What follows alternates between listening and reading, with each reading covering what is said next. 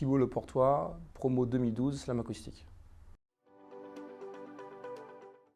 Alors j'ai fait pas mal de choses.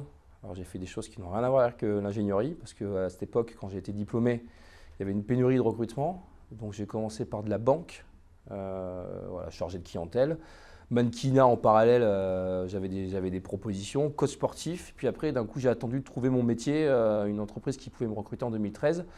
J'étais ingénieur chargé d'affaires, puis après j'étais responsable commercial, ingénieur chargé d'affaires de cette entreprise pour le pôle Île-de-France. Et puis d'ailleurs, j'ai créé ma structure en 2016, donc depuis c'est Slam Acoustique, où voilà, ma boîte, bureau d'études en ingénierie acoustique.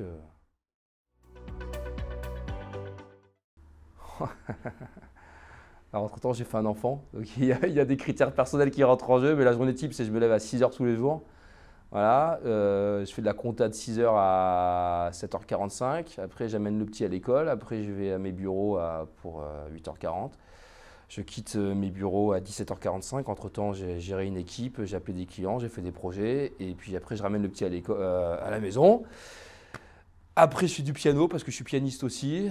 Et puis le soir, je me couche tard parce qu'après, je rebosse. Voilà. Mais ça, c'est un rythme qui est très particulier de chef d'entreprise en France. On a tendance à être un peu hyperactif, mais sinon, on se fait quand même pas mal d'acoustique dans la journée. Voilà.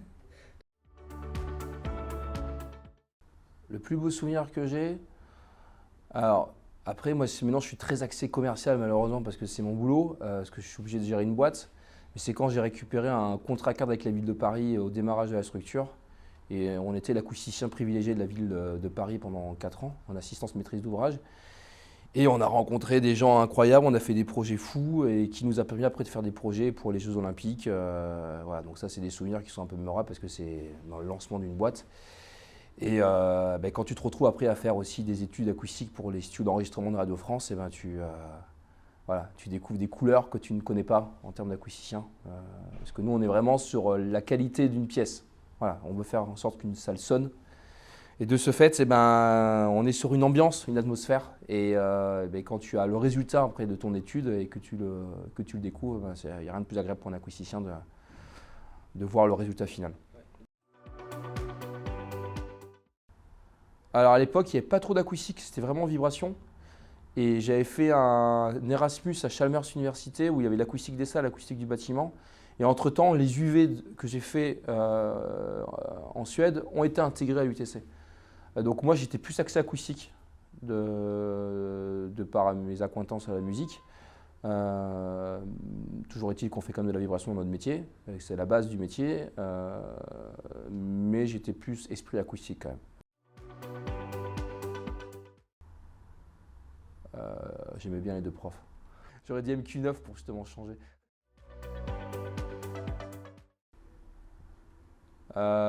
Polyvalence. J'aime bien encadrer une équipe parce que ça reste du relationnel et que je pense qu'on a vécu tous le Covid et se retrouver isolé, c'était compliqué. Donc le contact humain est important. Après, je suis quand même très solitaire. Voilà, donc parce que j'aime bien faire les choses comme j'ai envie de les faire, donc je reste sur un axe solitaire. Mais j'encadre, j'emmène les gens avec moi dans ce projet, quoi. Alors, les bureaux d'études en acoustique, ça reste des petites boîtes. Les plus gros bureaux d'études, ça s'appelle le groupe Venatech. Ils ont racheté des boîtes, donc c'est pas une boîte qui s'est créée, elle s'est créée en rachetant des boîtes. Moi, j'étais dans une boîte à l'époque, ils étaient 22, donc c'est une TPE. Là, aujourd'hui, nous, on est 10, c'est une TPE. Et je pense que ce métier-là doit rester à taille humaine parce qu'on doit toujours garder un contact assez privilégié avec un client. Et finalement, le client, c'est celui qui fait le projet. Donc, si on a une grosse boîte, une grosse structure, ça ne répondra pas à l'inertie de la demande, quoi. Numérique. Je ne suis pas manuel. Alors moi, il n'y a pas de télétravail chez Slam.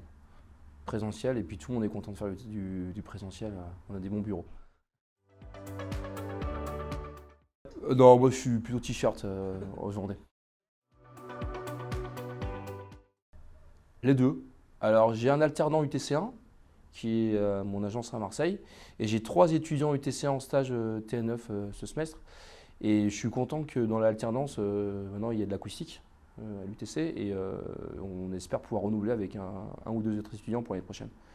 Mais je pense que c'est aussi une bonne passerelle pour découvrir le métier et connaître toutes ces composantes qu'il y a en périphérie.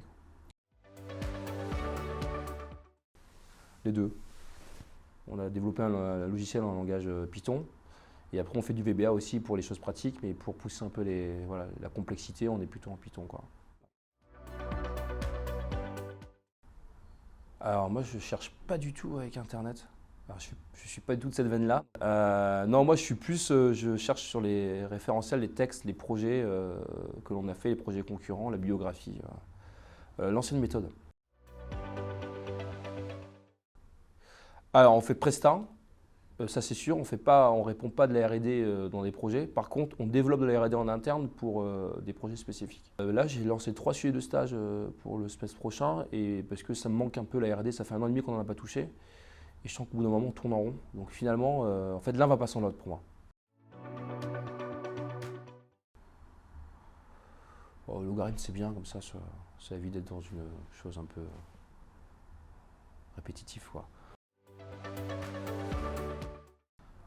Alors nous, on est ni l'un ni l'autre, parce que là, c'est plus dans les laboratoires. On peut avoir un ballon pour exciter sous forme de réponse impulsionnelle, machine à choc, ou source omnidirectionnelle ou source directionnelle pour exciter les parois. On fait l'accéléro aussi, mais plus courant, c'est sonomètre, parce que déjà, on comprend plus facilement. Et puis l'accéléro, ça coûte cher, donc les clients l'achètent moins, voilà, ce type de mesure.